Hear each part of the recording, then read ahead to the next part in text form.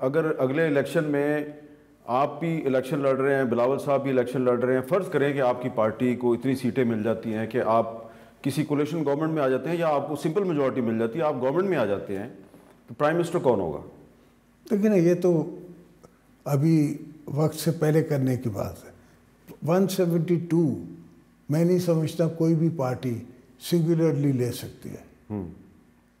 172 is the number. اب آپ دیکھیں کہ نہ پی ایم ایل این لے سکتی ہے، نہ مولانا صاحب لے سکتے ہیں، نہ کوئی اور پارٹی لے سکتی ہے، نہ ہم لے سکتے ہیں۔ تو 172 از اے لانگ وے اہیڈ۔ تو اس کا مطلب ایک بہت ہی لولی لنگڑی کمزور حکومت ہوگی۔ فی الحال تو دیکھیں نا، ڈیموکریسی کو دوبارہ اپنے آپ کو ایوالو کرنا ہے۔ لیکن ڈیموکریسی تو کمزور ہو گیا بہت۔ ابھی کمزور تو کافی سالوں سے ہو گئی ہے۔ ہمارا خیال تھا کہ 18th امینڈمنٹ کے بعد جب آپ نے اپنی پاورز پارلیمنٹ کو دیں تو جمہوریت مضبوط ہوگی، لیکن وہ کمزور ہو گئی ہے۔ وہ اس کی ریزنز بھی آپ کو پتہ ہیں کہ وہ دوستوں کو پسند نہیں آئی، انہوں نے آر او الیکشن کرا کے میری چھٹی کرا دی۔ اب آج فنکشنل لیگ کی بھی ایک میٹنگ ہوئی اور ایم کیو ایم کی اور نون لیگ کی میٹنگز ہو رہی ہیں، مولانا فضل الرحمان صاحب کی نواز شریف سے ملاقات ہوئی ہے، تو ایک لگ رہا ہے کہ سیاسی صف بندی شروع ہو چکی ہے، اور خاص طور پہ ایسے لگ رہا ہے کہ سندھ میں پیپلز پارٹی کے خلاف ایک بہت بڑا الائنس بن رہا ہے۔ تو اس دفعہ آپ کو سندھ میں کچھ مشکل تو نہیں لگ رہی؟ دیکھیں نا، پیپلز پارٹی کے خلاف ہمیشہ الائنسز بنتے ہیں، وہ پہلی دفعہ تو نہیں بن رہا۔ پچھلی دفعہ بھی الیکشن میں اسی فنکشنل لیگ نے الائنس بنا کے ہمارے خلاف مقابلہ کیا تھا۔ ایم کیو ایم پچھلی دفعہ بھی ہمارے ساتھ نہیں تھی، اب بھی نہیں ہے، پر انشاءاللہ میں آپ کو یقین دلاتا ہوں کہ پاکستان پیپلز پارٹی ان الیکشنز میں اچھا خاصا آپ کو سرپرائز دے گی۔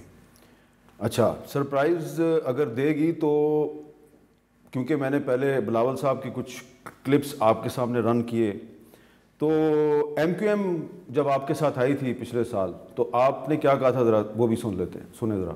ایم کیو ایم اور پیپلز پارٹی آئندہ بھی ساتھ چل سکیں گے؟ میں تو کوشش کر رہا ہوں۔ ایم کیو ایم کو ایڈوانٹیج ہے نا ہمارے ساتھ، اس لیے کہ سندھ میں ہم ہیں، کراچی میں وہ ہیں، ہم بھی کراچی میں ہیں، تو کل کو ان سے اور ہمارے مراسم بڑھ سکتے ہیں نا۔ اچھا، تو ان کا پولیٹیکل پروڈنس ہے کہ وہ پیپلز پارٹی کے ساتھ بیٹھ کے آئیں۔ اچھا، اس کے بعد پھر اس بات کو آپ نے ایک اور انداز میں بھی مزید اعتماد کے ساتھ بات کی۔ جتنے ہمارے دوست ہمارے ساتھ آئے ہیں، سردار مینگل ہوں، بگٹی ہوں، دوسرے دوست ہوں، منسی ہوں، ایم کیو ایم والے ہوں، ان کے ساتھ ہمارے ایگریمنٹس ہوئے ہیں، اور ان ایگریمنٹس کو اٹ از مائی رسپانسبلٹی، اس لیے کہ میں نے ان سب کو اکٹھا کیا ہے، مائی رسپانسبلٹی کہ ان کی جو ڈیمانڈز ہیں، جو جینوائن ڈیمانڈز ہیں، لیگل ڈیمانڈز ہیں، وہ پوری کی جائیں، including M Q M. Including M Q M. اب یہ سوال ہے کہ پھر آپ نے جو ان کے ساتھ ایگریمنٹس کیے تو وہ تو بھاگ گئے آپ سے؟ نہیں، وہ تو اس دوران جو ان کے ایشوز تھے وہ ہم نے سالو کروائے پی ایم ایل این سے، دوسری منسٹری سے، کچھ ہماری منسٹریز میں تھے، ان کے پرابلمز ہم نے سالو کیے۔ اب long term issues, long term problems جو سالو نہیں ہوئے ہیں، وہ آئندہ دیکھتے ہیں کیا کون سا شطرنج کس طرح کا بیٹھتی ہے، اس میں ان کی جتنی ہو سکتی ہے سپورٹ کریں گے۔ اسی لیے میں نے آپ سے پوچھا تھا کہ کیا پھر دوبارہ بھی وہی حکومت بنے گی جو اپریل 2022 کے بعد بنی تھی؟ بنے گی تو کلیکٹیو گورنمنٹ، اٹ کی ناٹ بی سنگولر۔ کولیشن یا national unity government? National unity government. اچھا، نیشنل یونٹی گورنمنٹ بنے گی، تو اس میں تو پھر آپ کو اور نون لیگ کو ساتھ ساتھ چلنا پڑے گا۔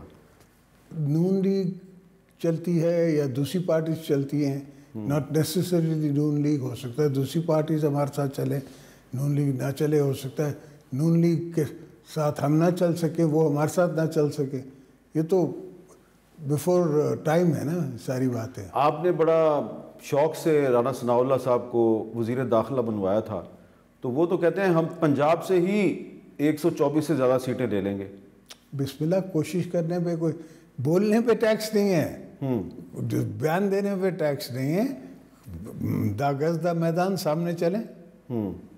تو آپ یہ نہیں سمجھتے کہ اگلا جو الیکشن ہے اس کی کریڈیبلٹی کے لیے ضروری ہے کہ اس میں P T I is a party اس کی پارٹیسپیشن ہونی چاہیے؟ میرا خیال ہے ہوگی. لیکن جو آج الیکشن کمیشن آف پاکستان نے پی ٹی آئی کو جو نوٹس جاری کیا کہ آپ انٹرا پارٹی الیکشن کروائیں 20 دن میں اور پھر ہمیں رپورٹ دیں، تو 20 دن تو بہت کم نہیں؟ میں نہیں جانتا کہ کیا نوٹس دیا گیا ہے، مگر اگر دیا گیا ہے تو ویسے ہی پارٹیز کراتی ہیں الیکشنز، ہمارے ہاں ہوتے ہیں ہر سال الیکشنز. ہاں، تو اب ذرا یہ بتائیں کہ پارٹیوں کے اندر جو الیکشن ہوتے ہیں کیا وہ واقعی الیکشن ہوتا ہے؟ ہاں تو سمجھتا ہے کہ کچھ ایسے دوست ہیں میری پارٹی میں جو کسی اور کی بات سنیں گے؟ نہیں، میں صرف آپ کی پارٹی کی بات نہیں کر رہا.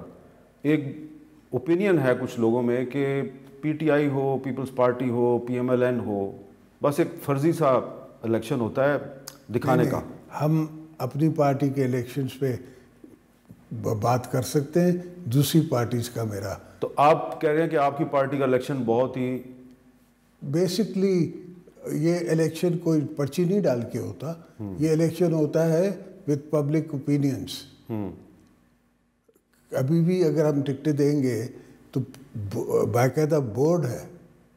جیسے میں آپ کو ایک نیوز دیتا چلوں کہ Farhat Ullah Babar has resigned. Farhat Ullah Babar has resigned? Yes, but we have not chosen his successor as yet, board decide کرے گا. نہیں، وہ اسپوکس پرسن تھے پاکستان پیپلز پارٹی پارلیمنٹیرین کے، تو اب وہ پھر ٹرپل پی کے بن جائیں گے نا؟ ٹرپل کی کے بنے یا نہ بنے، سیکرٹری جنرل تھے. اچھا، اسپوکس پرسن نہیں تھے، سیکرٹری جنرل تھے آپ کی پارٹی 4 پی کے. اچھا، تو وہ کیوں انہوں نے ریزائن دیا؟ ایج کا ایک حصہ ایسا آتا ہے جو بہت ایشوز آ جاتے ہیں. ابھی آپ جوان ہیں. ہاں، اچھا، اب میں ایک سوال کرنے لگا ہوں آپ سے. جب جنرل پاشا نے آپ کو پریشرائز کیا کہ فرحت اللہ بابر جو ہے یہ آپ کا اسپوکس پرسن ہے، اس کو نکالو، تو آپ نے انکار کیا کہ نہیں کیا؟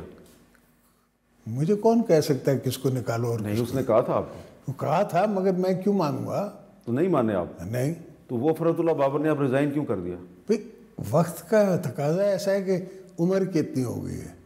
تو پھر تو بلاول صاحب صحیح کہتے ہیں نا کہ بابے گھر جائیں آرام کریں. تو جا رہے ہیں نا فرحت اللہ بابر. اچھا، چلیں. وہ بھی گھر نہیں جائیں گے، وہ ہیومن رائٹ کازز پہ ان کو بنایا جائے گا. پھر وہ ہیومن رائٹ کازز پہ پارٹی کی ونگ کو ہے، یعنی کہ وہ پارٹی ہی کے اندر رہیں گے لیکن کسی اور حیثیت میں کام کریں گے. اچھا.